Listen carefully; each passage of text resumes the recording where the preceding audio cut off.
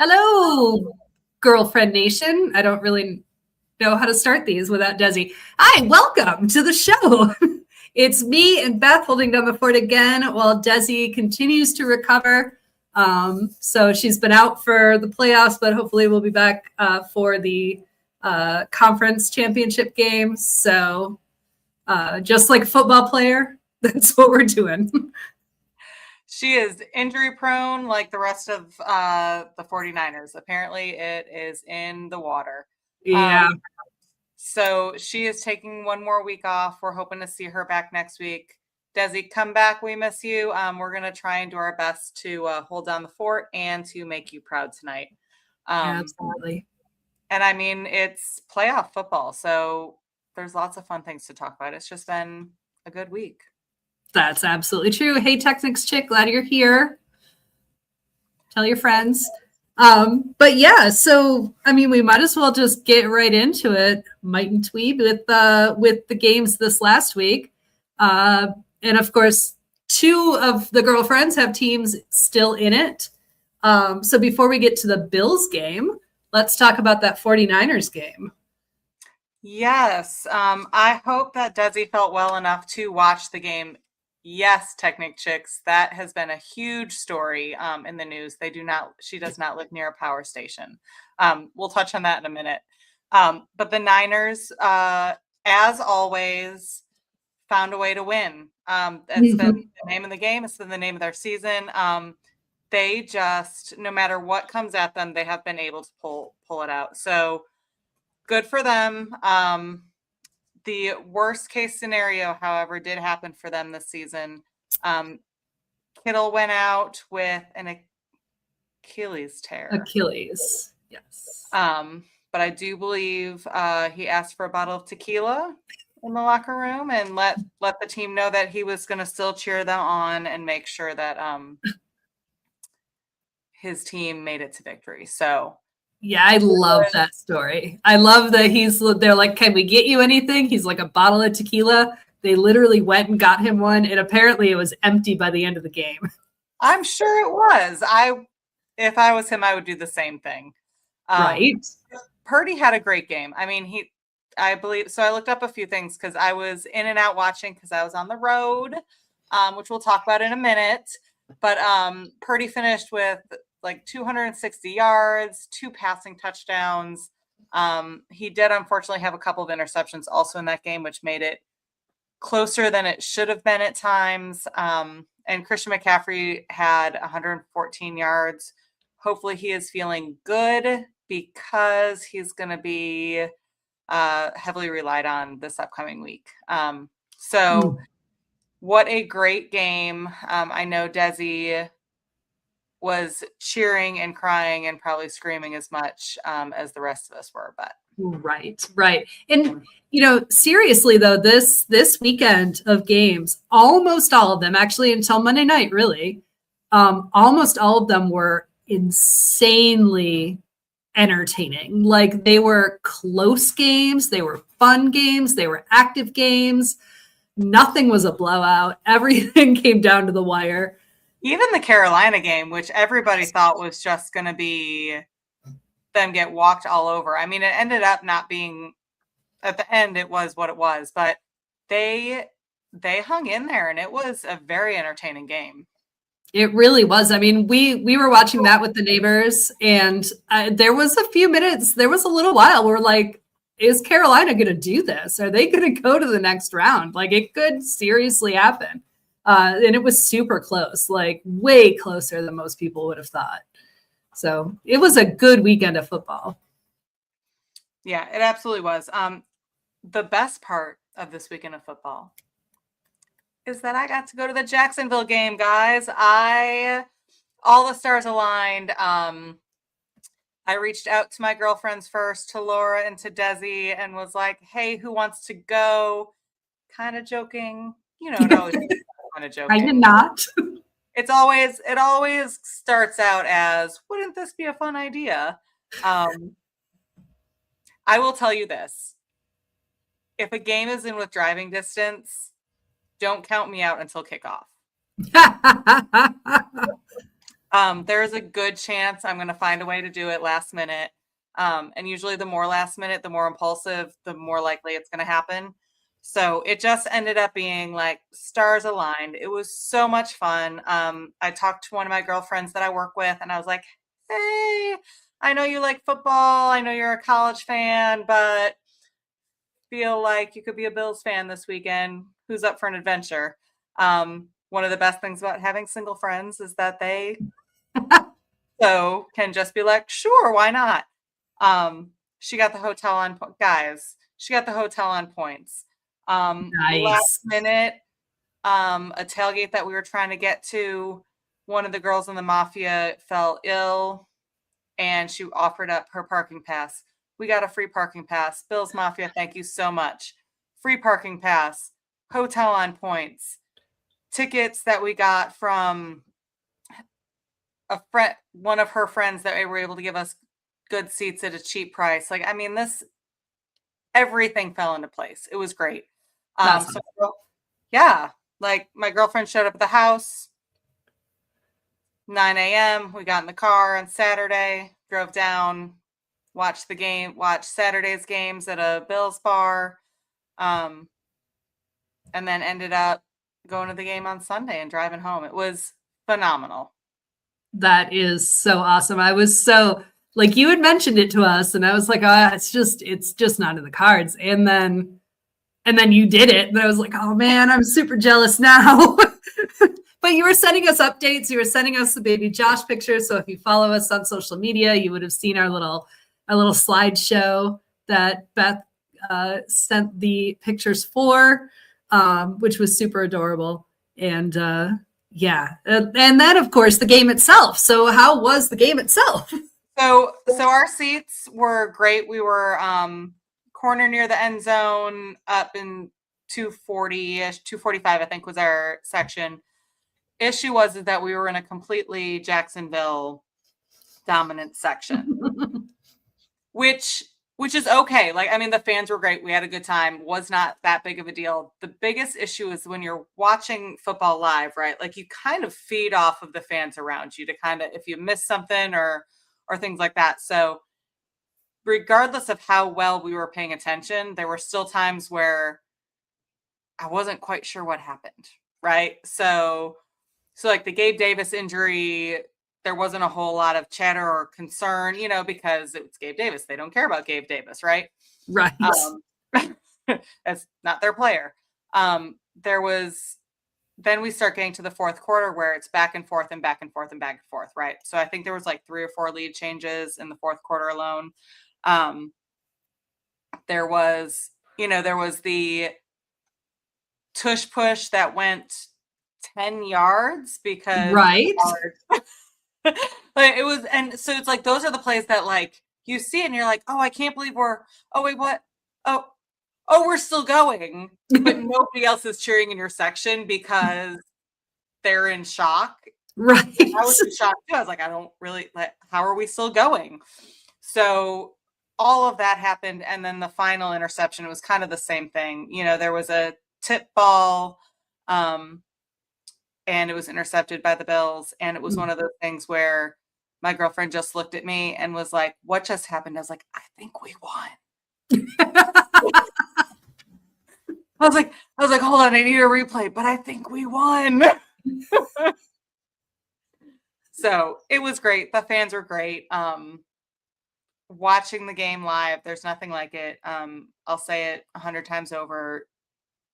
Being in that type of environment, it's just so different than watching it on TV.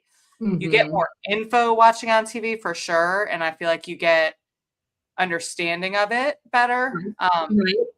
There's something about being there and just the energy of the crowd. It's just it's fantastic. So it was wonderful and good weather. It started out possibly rainy and cold and nasty and ended up clearing up, and it was great.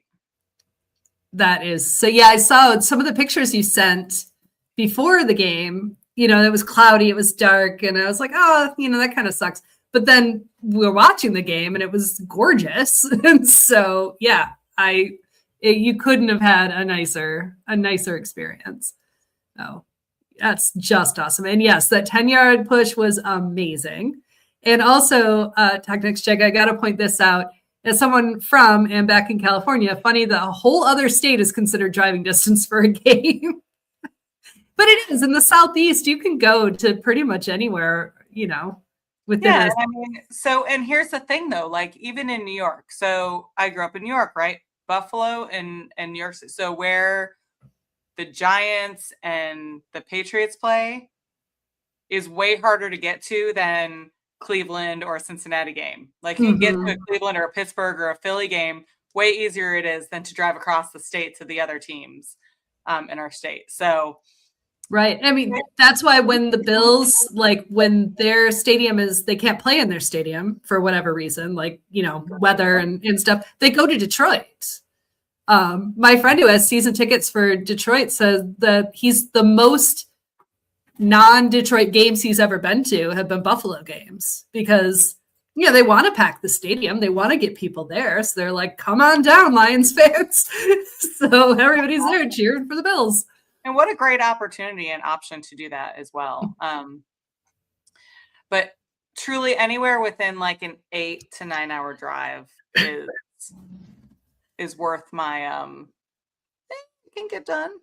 Yeah, I would say it's a day drive. Like it's still going to be an overnight trip because football, because you've got to spend the whole game and then you're going to be tired and whatever. Or, like what you did where you went the day before because you had to be there relatively early. So you couldn't have gone the same day. But I totally agree that if it's within driving distance and it can be like one overnight, I mean, you could do more if you want to, but one overnight. Doing overnights as well. I was going to do that trip without an overnight because I didn't want to pay for a hotel. Yeah, but points. I'm cheap. Right. I'm cheap. I don't have, unless people want to start doing to this podcast to have more Baby Josh videos, which I feel like would be a great plan. We'll make lots of Baby Josh videos if we could get a little money heading it in that direction because listen, like my girlfriend had points, which is great because I was like, hey, we could leave at like 4 a.m. and she's like, or we could go Saturday. I was like, I mean, that's an option too. But where's the fun in that? Exactly.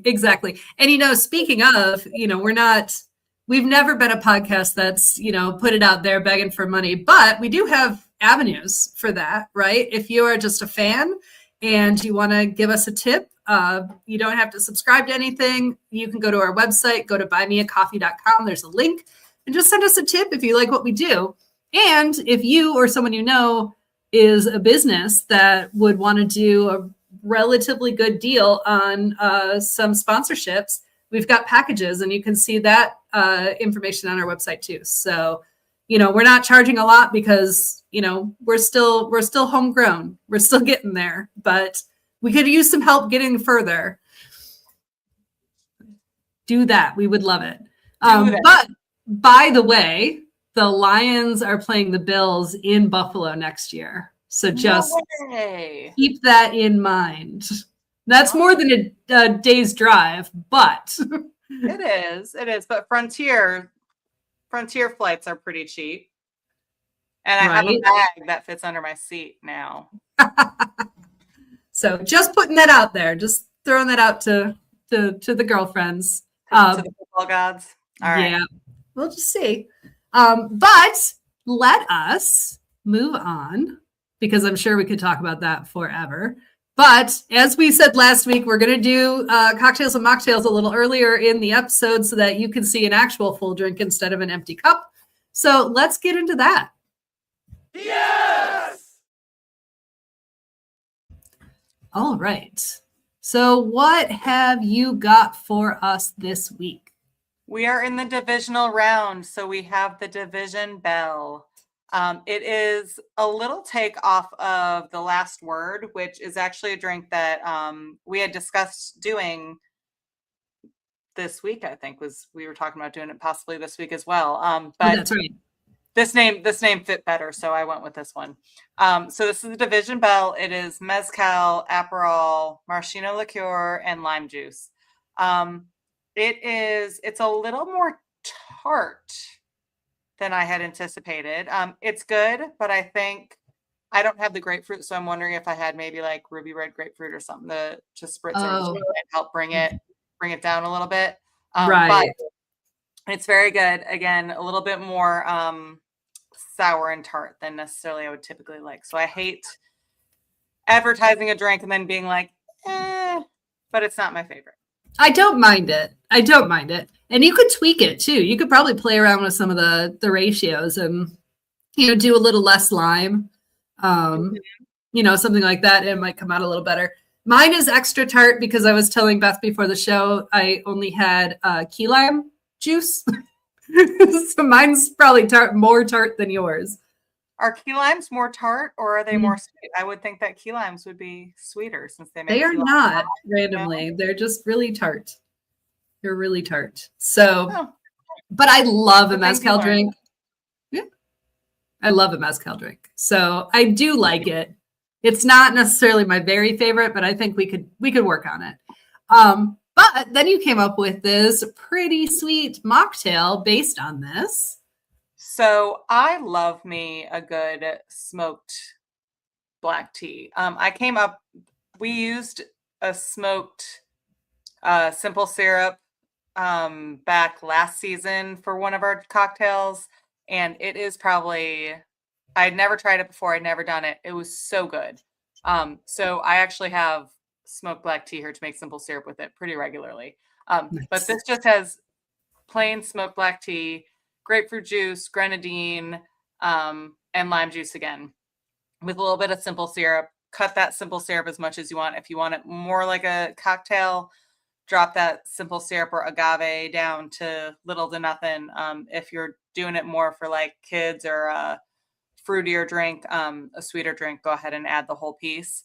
But again, the smoked black tea just really gives it makes it taste more adult, right? So if you are trying to cut back on alcohol and you're trying to but you still want to have that flavor, it's a great option to use in your cocktails. Awesome. Yeah, and especially with the mezcal, with that smokiness, like that's what I like about this. So having that in the mocktail is pretty awesome. All right. Well, let's see. Where are we going from here? What do we got? Well, you mentioned Kittle's Achilles. And there were a couple other injuries that we're not going to necessarily go through details, but playoffs are happening and these are important. So I think probably the biggest deal that we've seen, we've got two teams here that are moving on that had major injuries this past week. We have the 49ers, they're moving along to play Seattle, who is pretty much one of the healthier teams in the league right now. And unfortunately, San Francisco has not been a healthy team all season. Right. They just lost Kittle. And however, good news is that Fred Warner has been hinting around that he may show up sometime soon. Not quite sure if it'll be this week or later on in the playoffs. But he sure is trying his hardest to show back up. It would be great to see if he came back up.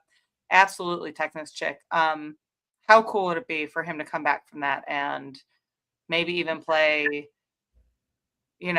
probably not this week, but maybe next week or for the Super Bowl. Like rehab is crazy. Yeah, so for sure. I love that idea for him. We will see what happens this upcoming week. I do not believe he'll be playing this weekend. I haven't heard anything more about it. But it may happen in the future. So let's see what happens. Yeah. And the fact that he's practicing. The Niners just have to keep winning in order to give him enough time to get back in. They do. Buffalo is in the same boat. We are just riddled with injuries, have no idea who's playing in any position. We lost 2 wide receivers in the playoff game in the wild card game this week. We lost Gabe Davis, which we just talked about with an ACL. And then we also lost Tyrell Shavers, who's another wide receiver. He actually played like the whole second half with a torn ACL. Ooh. Like they didn't know he didn't know it was torn. He played 22 snaps on a torn ACL. Oh my gosh. So shout out to you for holding it together and holding it down and showing up. Now go rehab and get better. Yeah. Josh Allen is somehow still held together with duct tape and glue. During that game, he twisted his knee. His ankle or his foot is still maybe broken. They're saying it's not. I have a hard time believing it's not. Foot, knee, and then he slammed his hand. Somebody cracked his right hand into a helmet, and so he had bloody, maybe broken finger.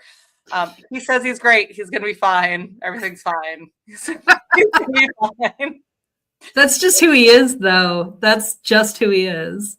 I think he said in one of the interviews, he was like, I mean, pain makes me know that I'm still alive. There'll be a day that I won't feel pain anymore, and that'll be unfortunate. So, I mean, cheers to that, I guess. Yeah, and I do want to bring up, this is not injury related, but I saw this going around the internet all weekend long about the fact that Haley Steinfeld was not going to be at this game.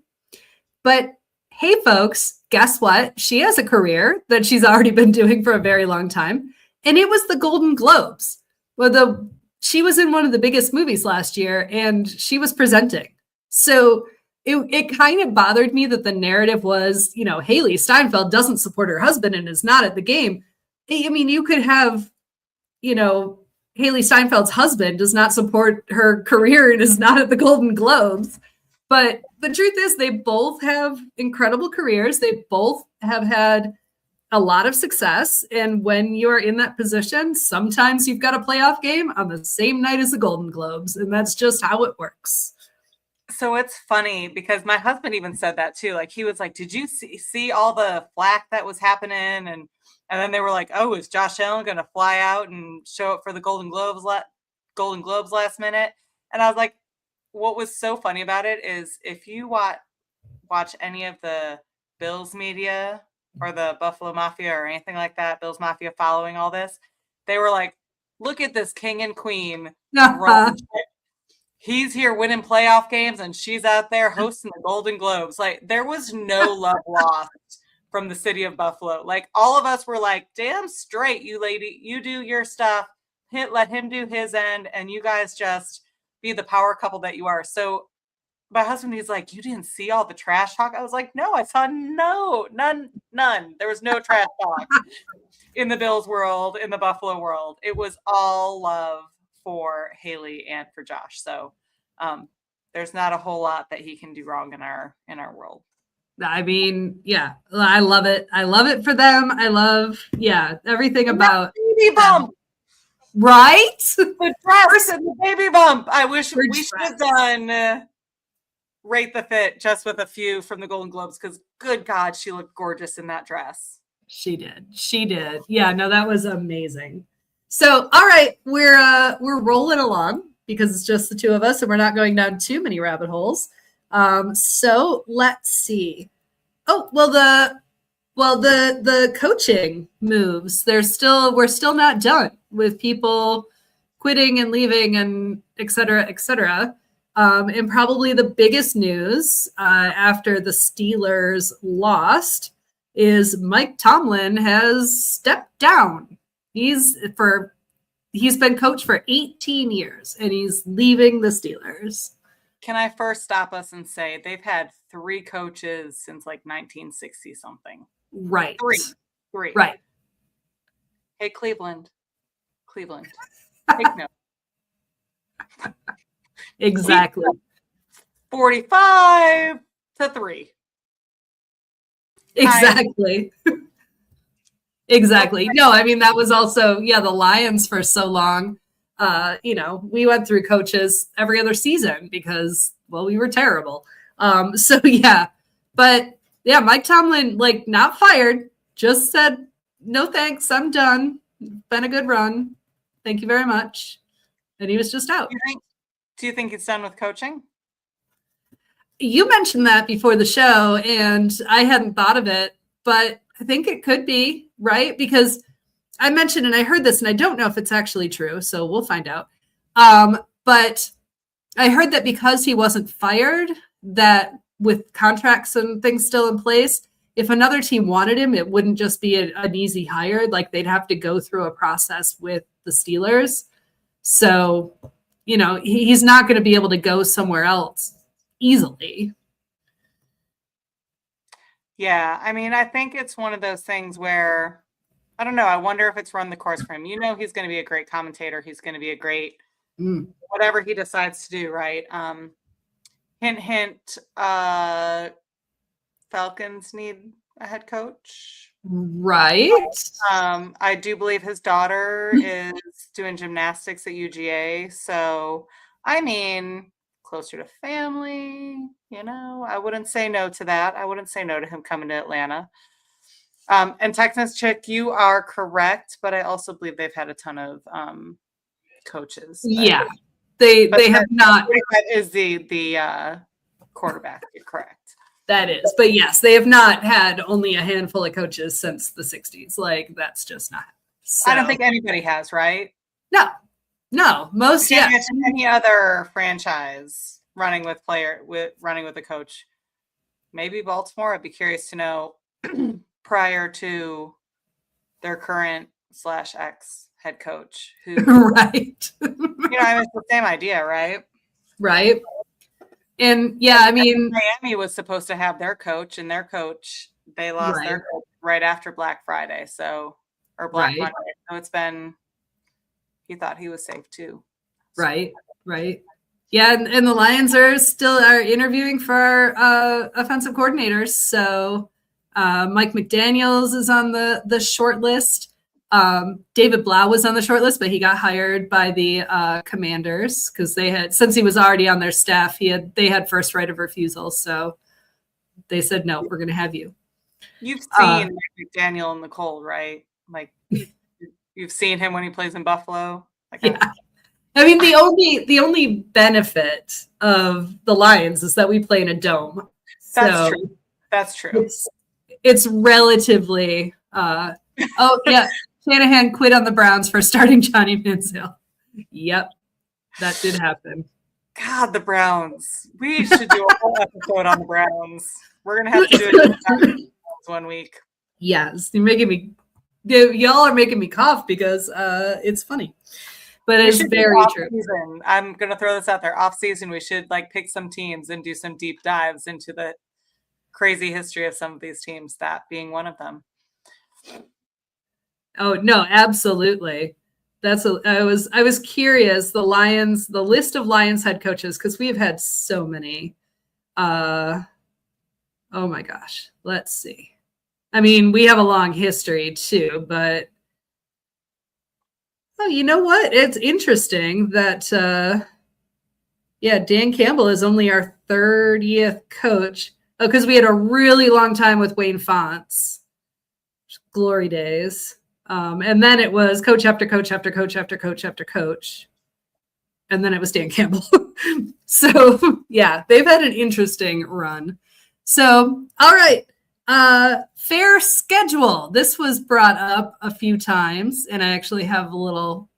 So, you've heard it, right, Beth, that Tony Dungy threw it out there, and I don't normally agree with Tony Dungy, but he's right, that the current playoff schedule is unfair to the teams in exchange for good TV ratings. So I wanted to get the words right here. So Tony Dungy says, NFL playoff scheduling is not fair. It might produce good ratings, but it's not fair. This late in the season, recovery time is crucial, and it is not given equally. Rams and Bears played Saturday games. They will face each other on Sunday with an extra day of rest. 49ers played on Sunday and will face Seattle on Saturday. So a short week of recovery. And in the AFC, the Bills will have to travel to Denver in a short week. And because there's a Monday night AFC wildcard game, the Texans play Pittsburgh. The winner will automatically have a short week and will travel to New England. Why? So that's fair. And he went on to say, several years ago, the league did away with Monday night games in week 18 of the regular season because it created a disadvantage. If one of those teams made the playoff now, we create a disadvantage the wild card round. should be 3 games on Saturday and 3 games on Sunday, then try to schedule the divisional games so the teams have equal rest. Don't force San Francisco, Buffalo, Houston, or Pittsburgh to play the most important game of their season on a short week just for TV ratings. It's just not fair.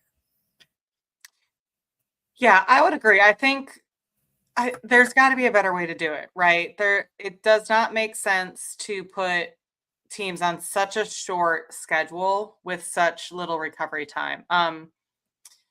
I'm not going to complain more than what I'm saying right now, but it's the same idea. You know, we're on a short week and we're traveling to Denver, which is Mile High Stadium. So we're going to deal with the altitude change on top of trying to manage injuries with them having another week off, right? Right.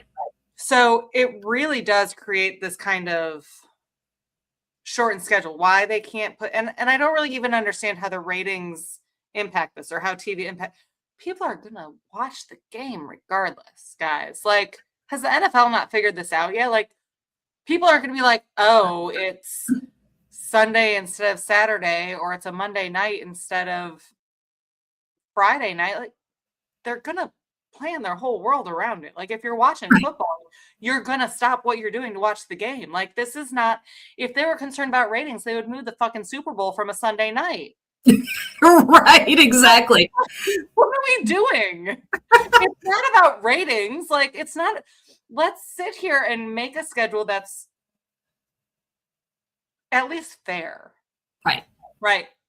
I get it. Your teams that have, your first seed teams, they get their bonus, they get their extra week off. That is their crown, their whipped cream on top of the ice cream sundae for doing what they've done all season. I'm not saying that they don't deserve that extra week. What I'm saying is that don't make these teams to show up on those short weeks, just like he said. Give them that extra couple of days. You know how much, even looking at the season now, those Sunday to Thursday games, you know, all of those weeks where they're short weeks, people are hurting, right? Mm-hmm. Like, and you just run it 1 week into a next. So I agree with him as well. Yeah, absolutely. And you're right, Technics Chick. People watch Sunday games, including multiple games with Sunday Ticket. So there's really no need to, you know, have a Monday night game. I mean, I get the historic significance of Monday night. We didn't need one during the playoffs. Like, we didn't need a wild card weekend Monday night game, especially since that was the worst game of all of them, to be fair. So it probably did get the lowest ratings out of all the games because people turned it off.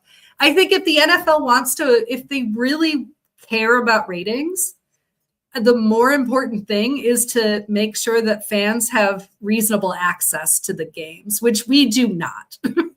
Well, you have to do. It's like even Saturday night game, like you had to watch on Prime or on Netflix or what, like you couldn't even watch it on regular TV. So what are we doing? Right. Like it cannot be a ratings or a viewership issue. So whatever they're doing, I don't know if it's because they went to a longer schedule, like made it 18 weeks to 17, you know, like they did all those other pieces. If now they feel like they have to cram it in together to make things work, I don't know, but it's not working. It's a bad idea. You're going to get more injuries. Yes. I don't think the season needs to be longer. I don't think it needed to be 17 games. And it definitely doesn't need to be longer than that. And I know they're talking about maybe adding a couple more games. And I just don't think that's, but to be fair, part of the reason I watch football is because it's only, you know, when I started, it was 14 weeks and then it was 16 weeks and now it's 17 weeks. Like the reason I watch it is because like I don't watch baseball or hockey or whatever because they're like games every other night or sometimes 2 games a day. And I can't keep up with that. With football, I know when my game is. It's block a day. Yeah. You know what's happening on that day. Yes. 1 day a week. Yes. And yes, regular access and better product due to fewer injuries, due to fewer short weeks equals better ratings. 100%. If we get a better experience watching football, you're going to get the money. You're going to get the ratings. You're going to get people tuning in. So yeah, stop putting it on every single, this is a different issue than the short schedule, but please stop putting football on every different possible streaming network. Like, I mean, you have to play games, like, to make sure that you have the right things at the right times to watch the things. Yeah. I mean, we just got Peacock partly for that, partly for something else, but it was so that we could watch it.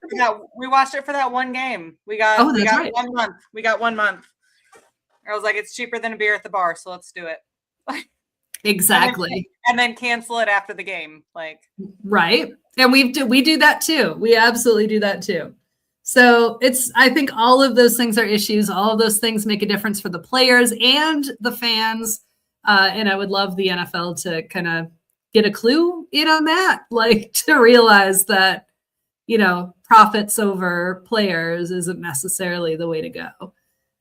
So. And you're still going to get the profits. They're not losing money. Right. We love football. We love the NFL. We're not knocking it all, but help us all out. Exactly. All right. Well, shall we get into the picks? There aren't many, but shall we get into the picks? Yes. Well, and since we have to do our picks because you and Desi tied for the regular season, so our playoff games is going to be the tiebreaker, hopefully. So here we go. Saturday, we've got the Bills and Broncos. No big surprise. Girlfriends are loyal to each other. We all picked the Bills. It is, there are pros and cons to this game. I'm really hoping we pull it out. We have Josh, and do we need more? Coming off of a short week and all of the injuries, I'm concerned.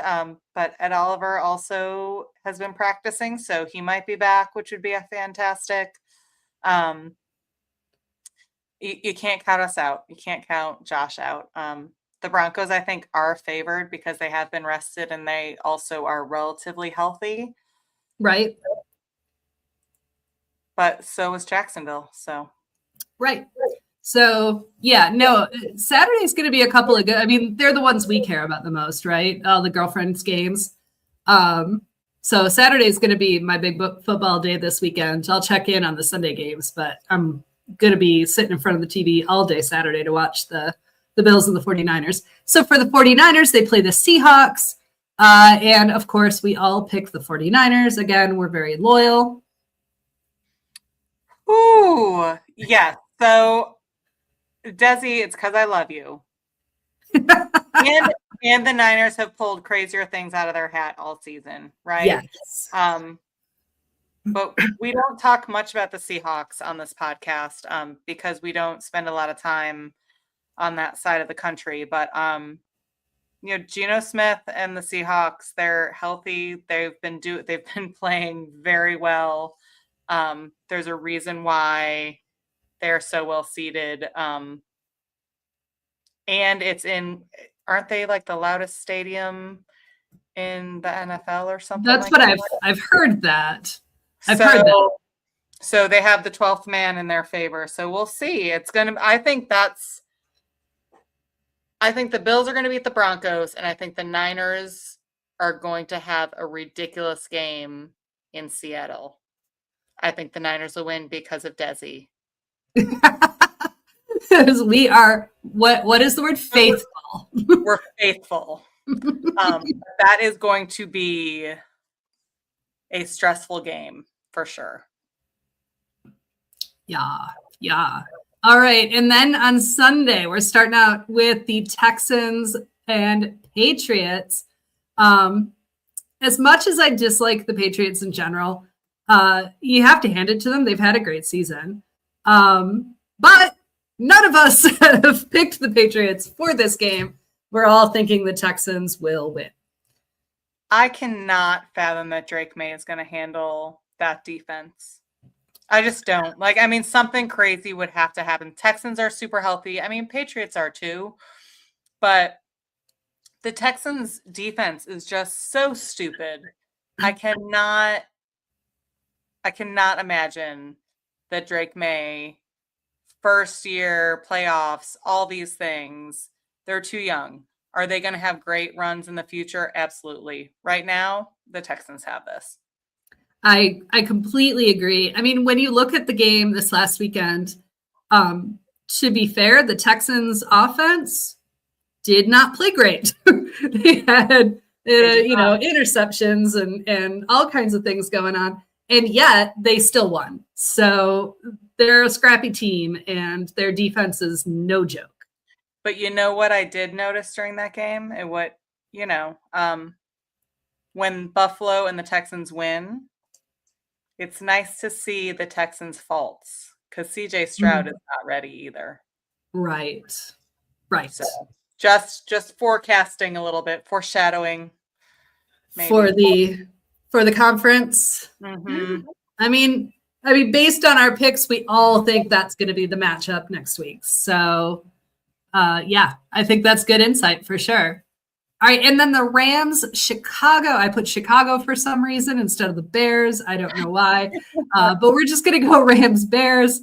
And here's the only game we were split on. Beth, you picked the Bears, and Desi and I picked the Rams.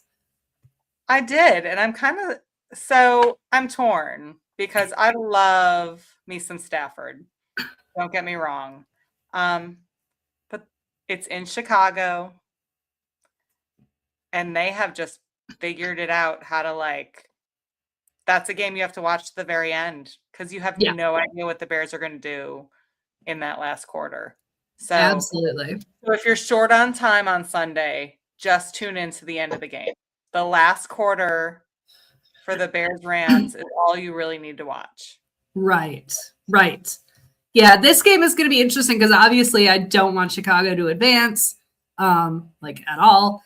And because I do not like Chicago, but you have to hand it to them. You have to hand it to Ben Johnson. You just have to. But the Rams, when the Rams were in the Super Bowl, right after the Stafford Goff trade, and the Rams went to the Super Bowl that year, Detroit fans got behind that. There were even T-shirts like Detroit Rams, which is kind of cringy and stupid, but it was because we've never been to the Super Bowl. So we were excited that this guy who played incredibly for us, that within his first year on a better team could help take them all the way. And we were excited. And I would prefer if the Rams don't win a second Super Bowl before the Lions have a shot at it. But I do love Stafford. I don't know how much longer he's going to have in the league. He's just a great player. He's a dynamic player. He's fun to watch. He's just, So, I want the Rams to win this game. So, and then lose. And I agree. I think Stafford's a great dude. I would love to see that happen as well. I just, you got to listen. Sometimes you got to throw caution to the wind here. So, well, that could make all the difference with our girlfriend standings this season. So, since we picked all the same ones for the most part. So that could tip you over the edge. If Chicago wins, you might win our season. Maybe. Awesome. All right. So that is, I guess I can take that off I can take that off the screen for real. And as this is me, this is how I produce when Desi's not here because I talk to myself. But before we go, we want to share once again, just our little teaser for our big game bingo. We are working out all the details and the kinks with Desi sidelined. So we should have all of the details next week with plenty of time for you to know how to enter before the Super Bowl. But let me go ahead and play you our little teaser.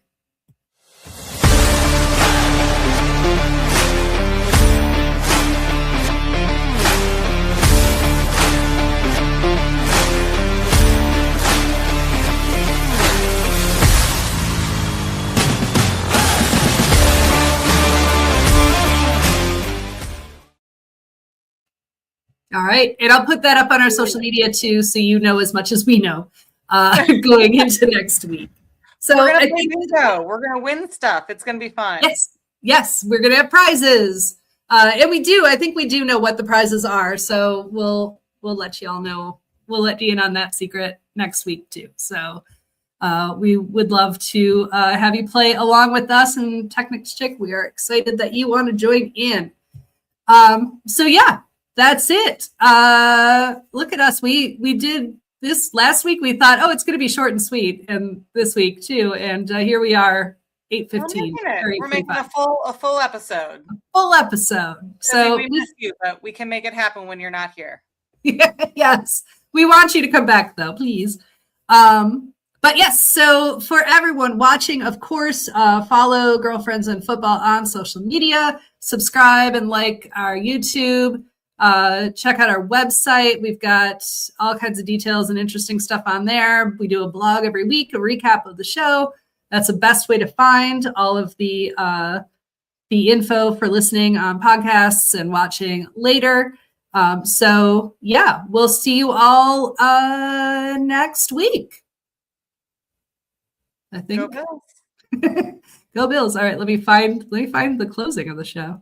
Okay, bye everybody.